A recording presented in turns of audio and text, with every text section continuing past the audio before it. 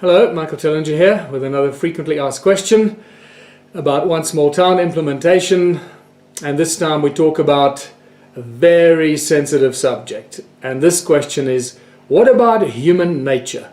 People are naturally lazy and greedy. I find that quite staggering, the fact that this question has come up many times. And it shows me, and it shows a lot of other people that hear this, that we are a deeply disturbed community, a deeply disturbed species. We have been so disturbed and so brainwashed and so confused about who we are as human beings. What is our natural sole purpose? What are we actually born into? Why are we born into this world? What is our journey here? And what it is that true nature, or what is it that true human nature really means? What does it mean, human nature? So what I'd like to put to you is that it's very difficult for people at this stage, because of the system, the socioeconomic system that we are born into. It's very difficult for us to even contemplate what human nature truly is, because we are told and manipulated since birth into the society that we grow up in.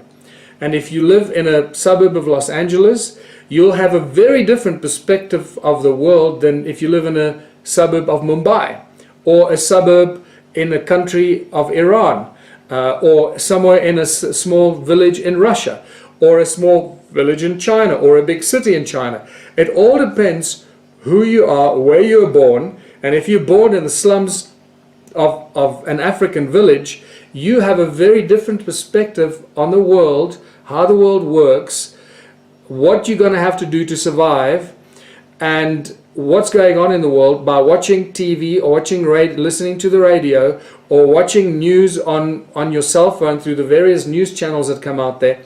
All of these things skew our perspective. They have a profound effect on how we think, how we perceive the world around us, and what we believe is true and what we believe is false.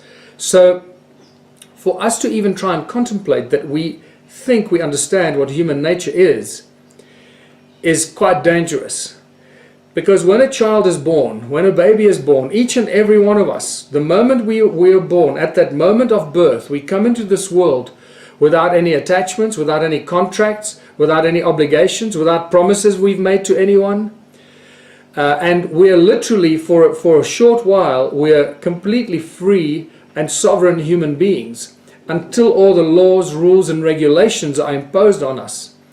And once these laws and regulations are imposed on us and birth certificates are signed, and we don't know that at an early age, but as we grow up, we observe and we learn about our customs, our culture, how our society works around us, and then you observe other cultures and you're confused about other cultures because they're so vastly different from yours.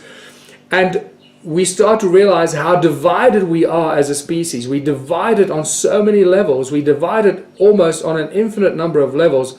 So many levels of division and separation that we don't even recognize them anymore.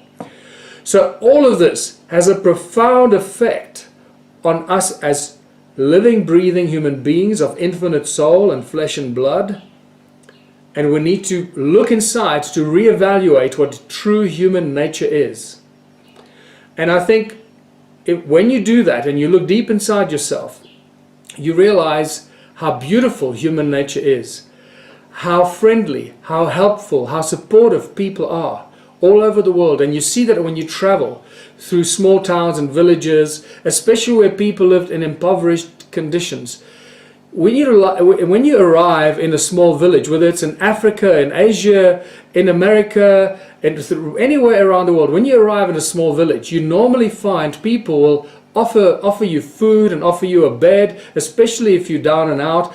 They'll give you the shirt off their back, and I know that to be true, especially in Africa, in the small underprivileged villages where people live off the land. They have nothing, but they will take care of you, they will feed you, because that is the beautiful side of human nature. We do care about other human beings. We do want to open our homes. We do want to share the love and the joy and abundance that we have and make sure that people don't suffer. We don't like, generally, Majority of human beings do not like to see other people suffer. We don't like to see anyone being hurt.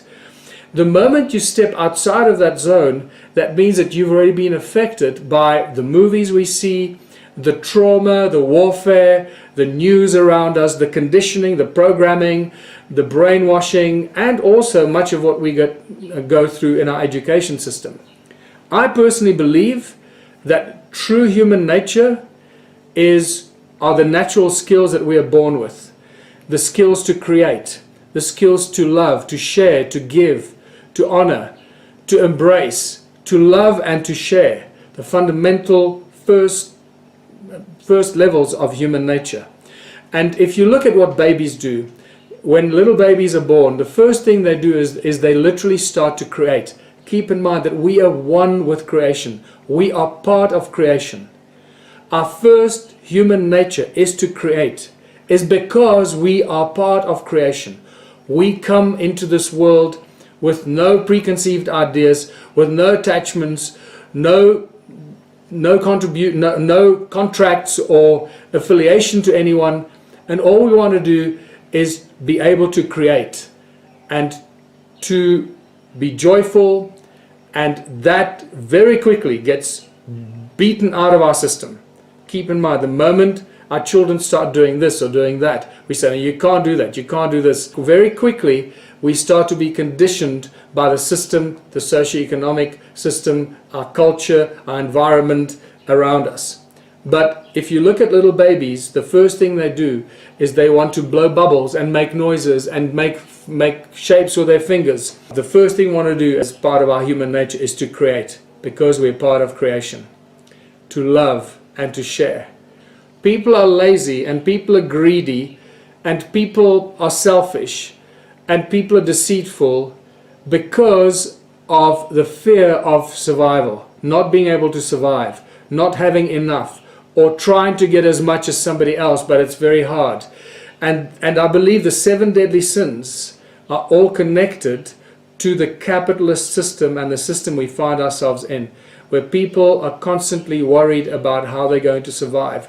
They're tired of struggling so hard to survive. They're tired of working so hard to make ends meet. And all these aspects of greed, laziness, and so forth are all tied to the socio-political system that we find ourselves in. It's not tied to human nature. Those are consequences of our environment that we find ourselves in. I want you to think about this. Look deep into your heart. How many times somebody has helped you and how many times you've helped others, and how beautiful and simple it would be if you didn't have to worry about food, technology, electricity, a roof over your head, healthcare. If all of that is provided at the best possible level, what would you worry about? The concept of stealing something from someone flies out the window. The concept of being lazy flies out the window, because now you're not forced to do anything. You're not forced to get out of bed and go do something you hate to do, and then you're called lazy because you don't like to do that, because it goes against your nature. And if you wake up in the morning and you're allowed to do what you love to do, to follow your natural gifts, your natural talents with which you're born, or the skills that you've acquired throughout your life, and you're allowed to do that, and you're supported by your community because people love to see you paint or sculpt or row a boat or run 100 meters or sing or dance or build a bridge because you're so good at building bridges. The moment you feel the support and the love of your community and the people around you because of what you do and you love doing, you will wake up every morning with joy in your heart. You will wake up every morning looking forward to go and do something. And if you wake up some mornings and you want to take a break, that's okay. You can go fishing. You don't have to constantly do what you're passionate about and you're driven to do. But there are millions of things that we have access to, things that we choose to do. And many people have different skills. Some people are good at engineering, they're also good at singing, they're also good at rowing, they're also good at running or whatever it is. So you don't have to be stuck in a groove and only do this thing. The One Small Town and Contributionism model opens the door to anything and any possibility that you choose to do, anything you love to do. That is the most beautiful form of freedom that any one of us could possibly imagine. So the concept of laziness or being greedy does not exist. It really has no root or place in a contributionist one small town community, because everybody will have the freedom to do what they love to do, knowing that they have everything is taken care of. There's never a shortage of anything. And the concept of taking something or stealing something or robbing someone flies out the window, because everything you need can and is available to you. Everything becomes custom made. In a contributionist community, we probably, over a period of time, we're not going to have shops with shelves and racks of stacked t-shirts and stuff that's mass-produced, and furniture that's mass-produced, and you can only buy this because that's what somebody decided to make. Slowly but surely, our community will change, and we'll start changing the way we provide things to ourselves, whether it's clothing, whether it's furniture, whether it's building a home for you. Everything will become custom made over a certain period of time, and we'll forget the time where everything was pre-ordered, pre-made, sizes that don't fit you. So this is all part of the losing the fear of not having, or the fear of lack, or the fear of not having enough. And that changes everything. So the idea that human nature is to be lazy and is to be greedy and is to be cruel does not have place, or does not have a foundation in a one small town contributionist community. I hope that I wove in enough of the different strands of this question, because that is, to me personally, that is a deeply upsetting and quite disturbing question when people ask that, because it shows me that we still have to go through a lot of growth of consciousness, a lot of enlightenment, to realize how deep into this oppressive slavery system we've been sucked into if we start to believe that human nature is to be greedy, to be lazy, and to be violent. So I hope that puts your mind at ease and makes you realize how beautiful humanity truly is, and how beautiful human beings can be when they're given the freedom to do that. Until next time, this is Michael Tellinger. Bye for now.